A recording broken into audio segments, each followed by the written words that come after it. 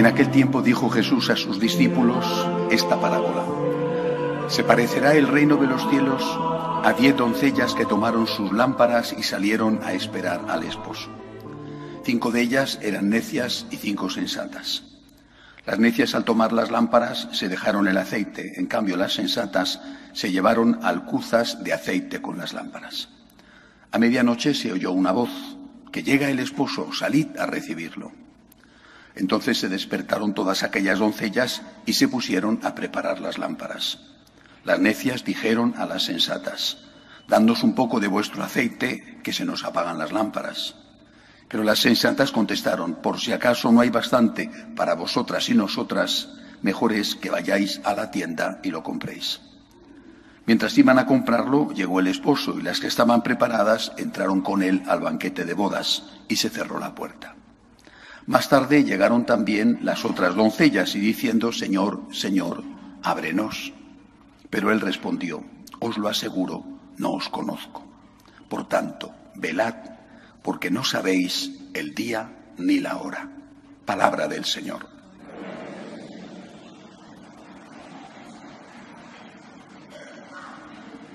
Quisiera hacer este domingo y el que viene, si Dios quiere, un poco de catequesis sobre este tema tan importante, como os he dicho al principio de la misa, que la Iglesia nos propone siempre para la meditación los últimos domingos del año litúrgico. Al menos estos 2 últimos domingos, estamos en la semana 32, la próxima semana 33, y luego siempre la fiesta de Cristo Rey, que ya es otro tema distinto. Y lo primero de todo, lo más importante de todo es, quisiera que tuvierais claro, con toda certeza, absoluta seguridad, la existencia de la vida eterna. Cuando la mayor parte de nosotros hemos estudiado, y por estudio o por interés cultural, cómo son los primeros pasos del hombre en la tierra, los antropólogos dicen que lo que va a diferenciar, por ejemplo, al Homo sapiens, la especie a la que pertenecemos, de otras especies del mismo género Homo, por ejemplo, el hombre de Neandertal, lo que va a diferenciar fundamentalmente es la fe en que hay algo más después de esta vida. Después de la muerte hay algo. Los enterramientos, por ejemplo, los enterramientos mirando al nacimiento del sol, a la puesta de sol, el enterramiento poniendo objetos que al fin han sido objetos costosos, pero que se dedicaban pensando que el muerto los iba a necesitar en lo que hubiera más allá. No solamente las gigantescas pirámides son templos pensando en la resurrección, sino otros muchos más primitivos. El hombre siempre ha intuido, hay algo más. Esto forma parte de nuestra genética. Hay algo más. Pero esto es una intuición. No hay que despreciar las intuiciones, especialmente cuando son colectivas. Durante miles y miles de años, mucho antes de que empezáramos a saber leer y escribir, muchísimo antes de que se escribiera el primer código en una tablilla de arcilla, muchísimo antes el hombre intuía: hay algo más. Esto no acaba aquí. Tiene que haber algo más. Lo expresaba como lo expresaba, a su manera. Repito, es incluso el lenguaje probablemente era tan primitivo que no era más que unos flatus vocis. El hombre intuía, pero solo era intuición. Hay que tener en cuenta el valor que tiene la intuición. Es un dato importantísimo, pero solo era intuición. Una especie de qué bonito sería si. Qué estupendo sería si. Qué estupendo sería si fuera verdad. Cuánto me gustaría que fuera verdad. Una especie de por si acaso. Por si acaso es verdad, por si acaso es verdad, conviene estar preparados. Qué bonito sería si mi mamá, mi papá siguieran vivos y yo me pudiera encontrar con ellos. Qué bonito sería si, qué estupendo sería si esta señora, este señor que ha perdido un hijo, pudiera volver a verle. Qué estupendo, qué bonito sería si yo, que he vivido la vida pues qué sé yo, enfermo, pobre, pudiera después tener una recompensa. Qué estupendo sería si yo, que he sido perseguido porque lo que sea, ¿no? He sido fiel a mis ideas o pudiera tener después un premio. Qué estupendo, qué bonito, qué justo sería si una intuición profundísima, arraigada en el corazón de todos los hombres, pero una intuición. Qué bonito, qué estupendo, qué maravilloso sería así.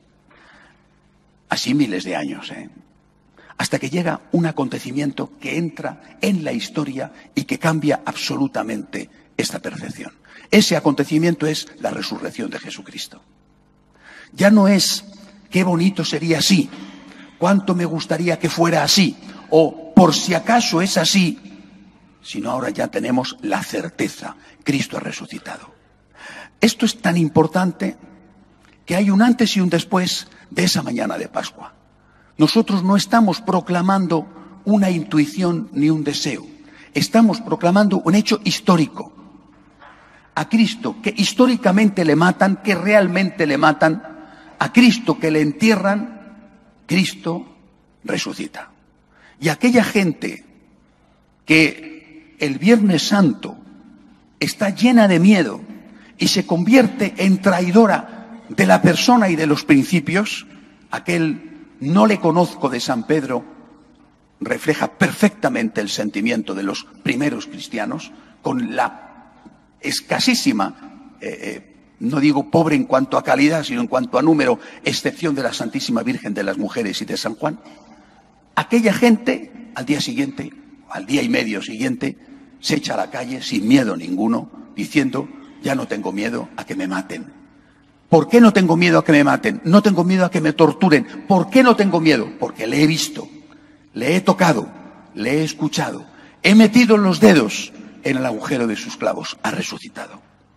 Es decir, el hecho histórico, comprobado por los testigos, no por una cámara de vídeo, o no por una grabadora porque no existía, sino por aquellos que pasan de cobardes a valientes, que pasan de huir a dar la cara, que de repente dejan de tener miedo, incluso a algo que es peor que la muerte, que es el sufrimiento. Esos son los que nos aseguran ha resucitado. Si Cristo ha resucitado, es que existe la resurrección. Esto es el más elemental concepto que se desprende por la lógica. Si Cristo ha resucitado, es que hay resurrección. Por eso San Pablo, lo hemos escuchado hoy en la segunda lectura, que es la primera carta que él escribe a los tesalonicenses, dice, no queremos que ignoréis la suerte de los difuntos. Añade, para que no os aflijáis como los hombres sin esperanza. No dice, para que no os aflijáis. ¿Cómo no te vas a afligir cuando muere tu mamá, tu hijo, tu esposa, tu marido? ¿Cómo no te vas a afligir cuando muere una persona que ha sido esencial en tu vida? Hombre, serías una piedra. Pero no puedes afligirte como los hombres sin esperanza. ¿Por qué? No queremos que ignoréis la suerte de los difuntos, para que no os aflijáis como los hombres sin esperanza. Y tengo que deciros, dice San Pablo, que lo mismo que Cristo ha resucitado, nosotros resucitaremos. Por lo tanto, lo primero, de verdad, lo más importante, porque esta es la esencia de nuestra fe, esto es lo primero, cuando empiezan a escribirse los evangelios, cuando empiezan a transmitirse oralmente, esto es lo primero que se cuenta. Cristo nació, murió, fue torturado, murió y resucitó. Cristo ha resucitado. No dudéis de esto, por favor. Que nadie os meta dudas en vuestro corazón. Casi me atrevería a decir, quisiera que lo entendierais en un sentido figurado, pero casi me atrevería a decir que un católico no puede tener ni siquiera fe en la resurrección porque es certeza. La fe implica una cierta oscuridad. Nosotros tenemos seguridad. Yo no tengo fe en que existió Isabel la Católica. Podré tener dudas de si de verdad prometió o no aquello de no ducharse y no bañarse hasta que cayera Granada. Sobre eso los historiadores discutirán. O podré tener dudas sobre si estaba enamoradísima o no de su marido. Mire usted, pero que existió Isabel la Católica no tengo ninguna duda. Bueno, pues que Cristo resucitó, no tenemos ninguna duda. Cristo ha resucitado. Es la base esencial de nuestra fe y no está esta esencia de nuestra fe no está apoyada en un deseo. Qué bonito sería así, qué estupendo sería así, cuánto me gustaría que fuera. Ni siquiera en un por si acaso. Por si acaso es verdad, tengo que estar preparado. No es así. Es un hecho histórico. Cristo ha resucitado y los testigos que lo vieron, que le escucharon, que le tocaron, esos testigos cambiaron su vida. Y uno no cambia la vida, uno no miente para que te torturen. Uno miente para quitarse un problema de encima o para hacer un negocio, pero no mienten para que te lleven después a la tortura y te maten como les mataron a todos ellos. Lo primero, por lo tanto, a la hora de hablar de la resurrección y de la vida eterna, existe. La vida eterna existe. Por favor, no lo dudéis, existe. Porque llevamos tanto sin decirlo. Y sin decirlo con claridad y con firmeza, que también a nosotros se nos olvida. Un gran escritor español ya fallecido, Javier Marías, un gran pensador, decía: me gustaría ir a misa, él iba a misa siempre, era católico practicante, me gustaría ir a misa y oír hablar a los curas católicos de cosas religiosas religiosamente y no de política.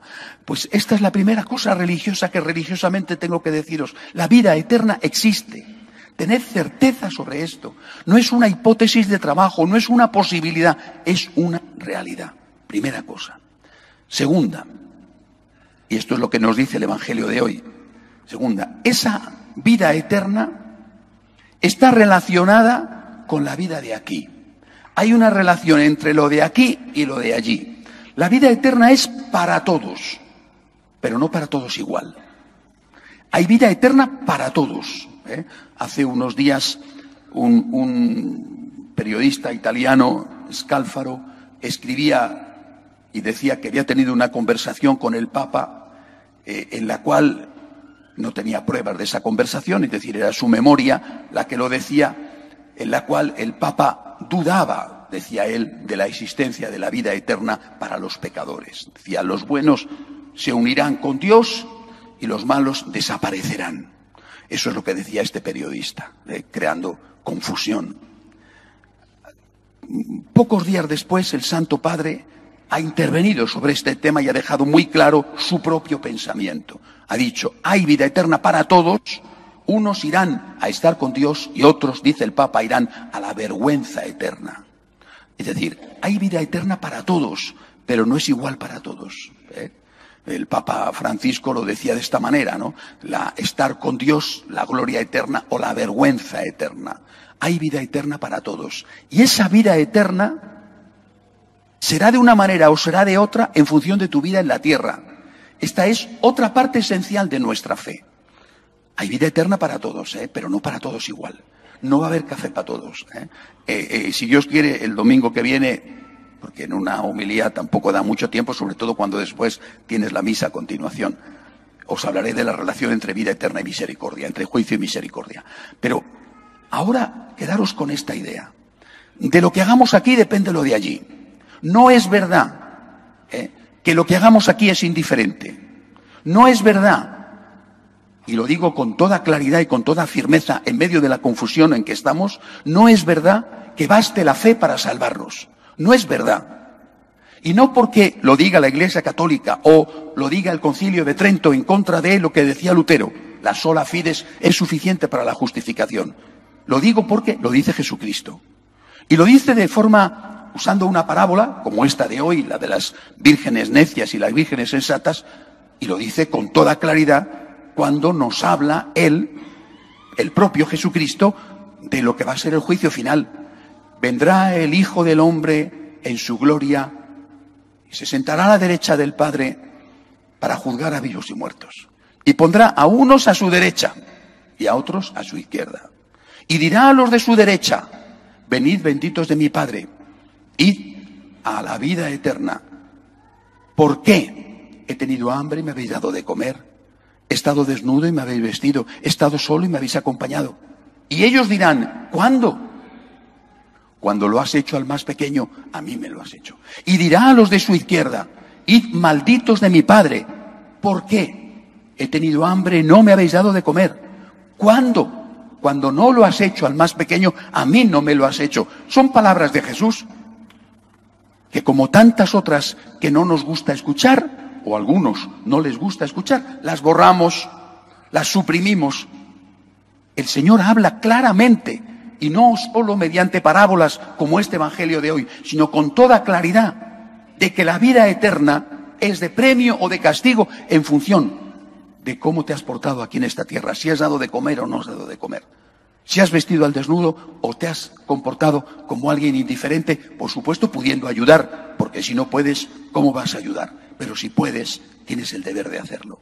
Por eso, segundo concepto que no debéis nunca olvidar: de lo que hagamos aquí depende lo de allí. Y depende tanto que puede ser incluso que, habiendo sido un pecador, por tus buenas obras que también has tenido, el Señor diga, bueno, hizo el mal, pero también ha hecho mucho el bien. Y si estás arrepentido, eso te puede ayudar. Por eso, pensar que no son necesarias las obras para esa vida eterna es no solamente negar la doctrina católica, es que esa doctrina católica no se basa en una opinión de un teólogo, se basa en la enseñanza de nuestro Señor Jesucristo. Y contra esa enseñanza no hay ningún teólogo ni nadie que pueda ir. Nosotros creemos que hay vida eterna y que esa vida eterna depende de tu comportamiento en la tierra. Repito, el próximo domingo veremos la relación entre esa vida eterna y la misericordia. Ese último momento en el que puedes salvarte. Pero al menos esto tiene que quedarnos claro. No puedes pensar que puedes ser un asesino, un corrupto o un pecador sin necesidad de llegar a esos extremos y que después todo sea lo mismo. Tendrá que venir la misericordia, ciertamente, pero de tu comportamiento aquí, de tus obras aquí, va a depender lo que te pase allí. Hay vida eterna y habrá una vida con Dios y habrá una vida de vergüenza eterna si no hemos sido capaces de amar como el Señor nos ha amado. Aprovechemos esta lección porque hay un viejo dicho que olvidamos. Al final, el que se salva sabe y el que no, no sabe nada. ¿De qué le sirve al hombre ganar el mundo entero si pierde su alma? Esto lo hemos olvidado y alguna vez hay que volverlo a decir. De pie, por favor.